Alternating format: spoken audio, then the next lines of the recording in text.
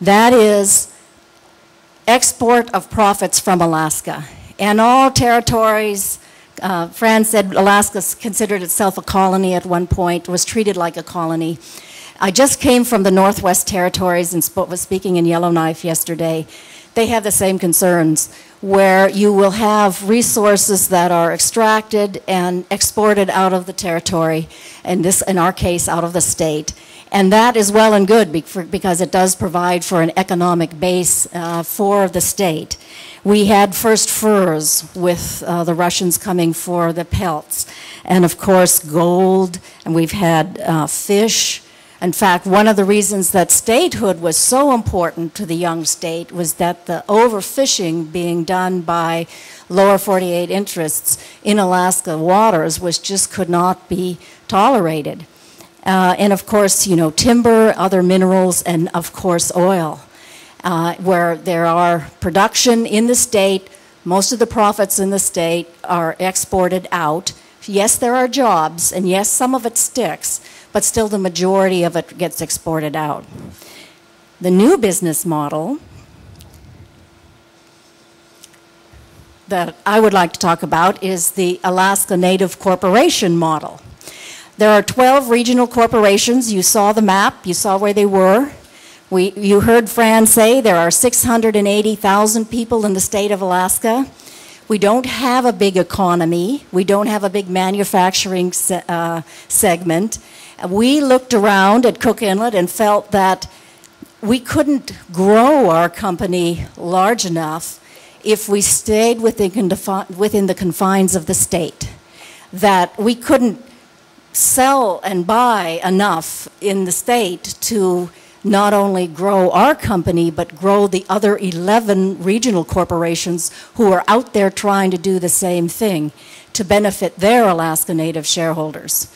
So we looked very, very early on at businesses outside the state. In fact, CIRI, I'm proud to say, is probably one of the first Alaska Native regional corporations to venture out beyond our state borders. Now, I think virtually every regional corporation is doing that.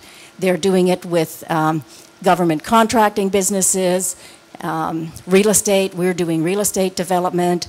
We were the largest minority broadcaster for many, many years with television and radio stations. We have a very, very large partnership with T-Mobile USA, and we're in the ground floor of this phenomenon called wireless telephone.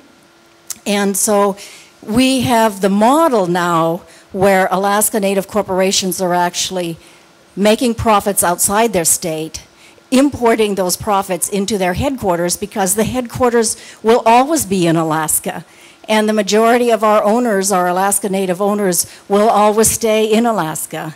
And when those profits come back in, they get distributed out through dividend streams. And I think that it's very clear in the case of CIRI and the others as well, that the boards of directors of these corporations have been very generous in distributing dividends. So, in my conclusion, I would also say it's not all about the bottom line for Native corporations. We realize that. We have a very, very special relationship with our shareholders. The shareholders cannot sell their stock. They're with us until they pass away and their shares are inherited. They can't walk with their feet if they feel troubled by what's going on in the corporation. So we really do look at our shareholder base as a large extended family. And so there are needs that are beyond just the dividend stream. And CIRI has decided that what it can do best is do its business.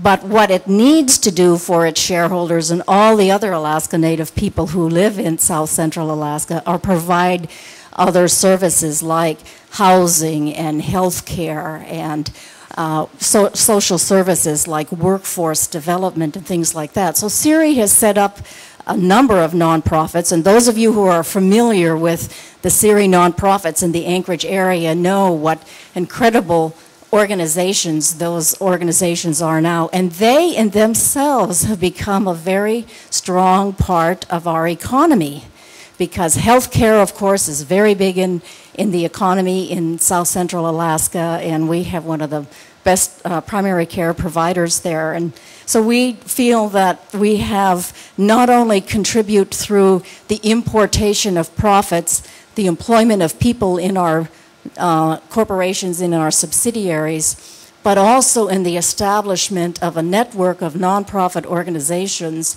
that provide services to Alaska Native people. And they're actually critical, I think, to the quality of life that we enjoy in Alaska.